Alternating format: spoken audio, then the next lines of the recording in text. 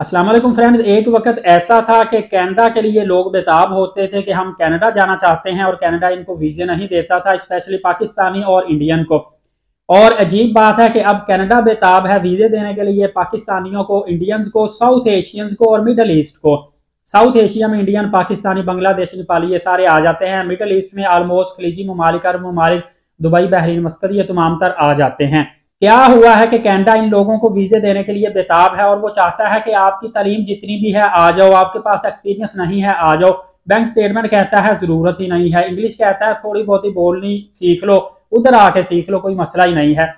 असल में हुआ कुछ यूं है, आपको पता है कि कनाडा इतना बड़ा कंट्री है कि यहाँ पे लोग थोड़े हैं और मुल्क बहुत ज़्यादा बड़ा है। ज़्यादातर इसका हिस्सा बेआबाद है, तकरीबन 30% इसका हिस्सा आबाद है, 70% बेआबाद है।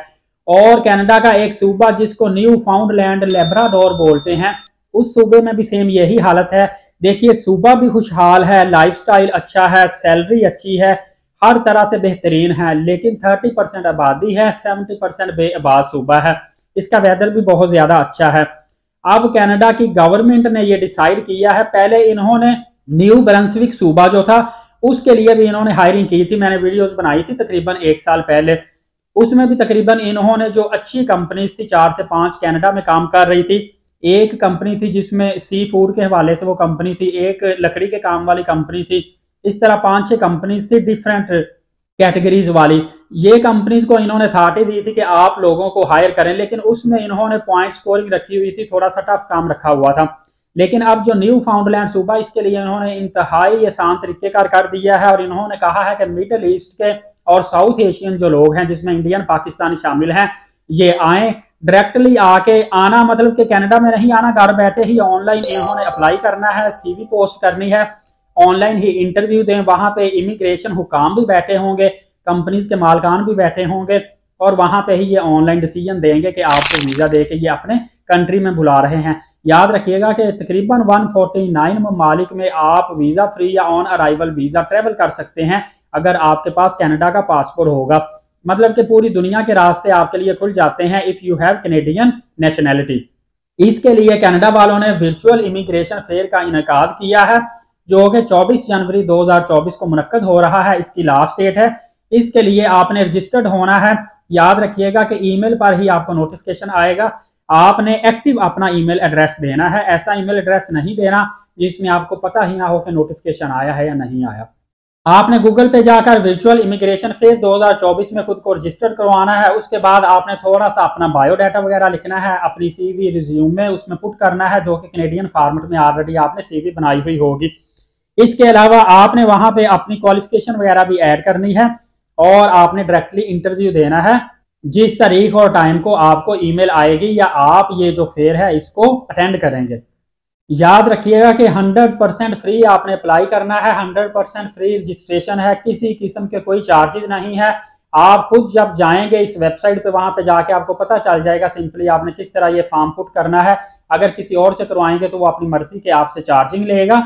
इसके अलावा भी आप जॉब चाहते हैं तो jobsbank.ca कनाडा की वेबसाइट है। इसके अलावा canada.ca ऑफिशियल वेबसाइट है, लिंक्डइन है, काफ़ी ज़्यादा पोर्टल और वेबसाइट हैं जहां पे जाकर आप अपने पॉइंट खुद को असेस कर सकते हैं। उसके बाद आप अप्लाई कर सकते हैं। इस वक्त कनाडा की जो इमिग्रेशन है बहुत ज़्यादा आसान हो चुकी है। उसकी मेन वजह मैं आपको बता देता हूँ कि काफ़ी ज़्यादा कनाडा के ऐसे सूबे हैं जिसका वेदर बहुत ज़्यादा ठंडा होता है, -16 -20 तक चला जाता है, जिसकी वजह से लोग क्या करते हैं, या तो इस कंट्री में स्टे नहीं करते या फिर ये होता है कि इस कंट्री का पासपोर्ट लेने के लिए स्टे करते हैं, जैसे ही पासपोर्ट आता है फौरी तौर पर वहां से मूव कर जाते हैं। नेक्स्ट ये बात है कि हालिया दिनों में आपने देखा था कनाडा में बहुत ज़्यादा इन्फ्लेशन थी, महंगाई हुई थी, हर चीज़ के रेट बहुत ज़्यादा कोविड के बाद बढ़ गए थे, जिसकी वजह से लोगों ने यहाँ से मूव करना शुरू कर दिया था, अमेरिका, यूके, ऑस्ट्रेलिया में आना शुरू कर दिया था। इसके अलावा एक और वजह यह भी है कि जो कैनेडियन लोग हैं वो थोड़ा सा टफ जो काम होता है, जैसा कि कंस्ट्रक्शन का काम, लेबर कैटेगरी का काम हो गया या एग्रीकल्चर का काम हो गया, वो उनसे नहीं हो पाता। ये जो साउथ एशियन लोग हैं ये टफ लोग होते हैं, थोड़े से हार्ड वर्क होते हैं, ये इस तरह के काम कर लेते हैं। इस वजह से भी इनको इंडियन, पाकिस्तानियों की, बांग्लादेशियों की ज़रूरत ज़्यादा पड़ती है। और एक सबसे जो मेजर मसला वो ये भी आता है कि हर साल कनाडा अपना प्रोग्राम जारी करता ही करता है जिसमें हज़ारों की तादाद में लोगों को ये अपने होम कंट्री में बुलाता है। तो मेरे ख्याल से कनाडा जितना बड़ा कंट्री है और इसमें जितनी बड़ी अपॉर्चुनिटीज है, कभी भी कनाडा के अंदर एम्प्लॉय की कमी को पूरा किया ही नहीं जा सकता। हर साल इनको लोगों की जरूरत पड़ती है, लेकिन जब प्रोग्राम आसान निकलता है तब आपके लिए अच्छी अपॉर्चुनिटी होती है कि आप एक अच्छे कंट्री में मूव कर सकें।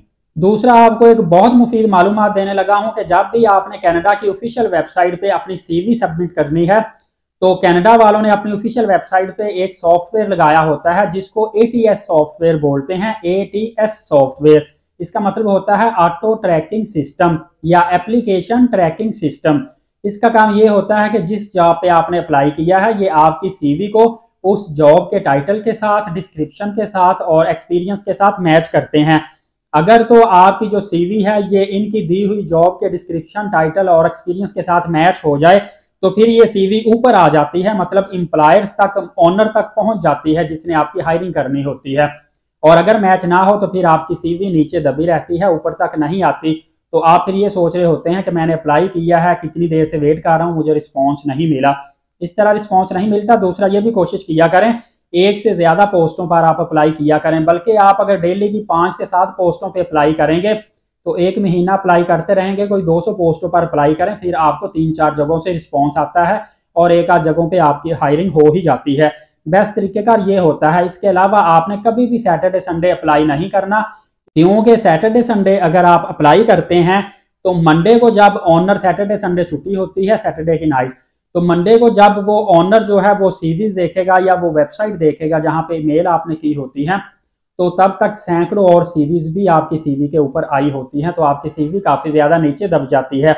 ये टेक्निकल कुछ पॉइंट होते हैं, ये आप जहन में रखेंगे तो आपको काफ़ी ज़्यादा बेनिफिट देंगे। सिर्फ कनाडा के लिए नहीं, यूरोप, मिडल ईस्ट, किसी भी कंट्री के लिए अगर आपने उनकी ऑफिशियल वेबसाइट पे अप्लाई करना है तो एक एप्लीकेशन ट्रैकिंग सिस्टम सॉफ्टवेयर का ख्याल रखना है। दूसरा, आपने छुट्टी वाले दिन उनके यहाँ अप्लाई नहीं करना, बल्कि वर्किंग डेज में अप्लाई करना होता है, फिर आपको इसका रिस्पॉन्स अच्छा आता है। और थर्ड नंबर पे आपने एक से ज़्यादा मल्टीपल जॉब्स पे अप्लाई करना है, और उसमें भी आपने ख्याल रखना है कि आपने जिस टाइप की सीवी बनाई है उसी टाइप की पोस्ट पे आपने अप्लाई करना है। ये ना हो कि सीवी किसी और टाइप की हो और अप्लाई किसी और टाइप की सीवी पे करते हों। उम्मीद है ये ऐसी मालूमात थी जो आपको कोई भी नहीं यूट्यूब पे देगा, यूनिक मालूमात है, अपने माइंड में रखिएगा, दूसरों तक शेयर कर दीजिएगा, लाइक भी करें और नए आने वाले एलीट साकिब यूट्यूब चैनल को सब्सक्राइब लाजमी करें ताकि तमाम तर नई लेटेस्ट मालूमात आप तक सबसे पहले पहुंचती रहें। एलीट साकिब यूट्यूब चैनल के साथ इजाज़त दीजिए। हाफिज़ साकिब को अपना बहुत सारा ख्याल रखिएगा। बहुत शुक्रिया। अल्लाह हाफिज़।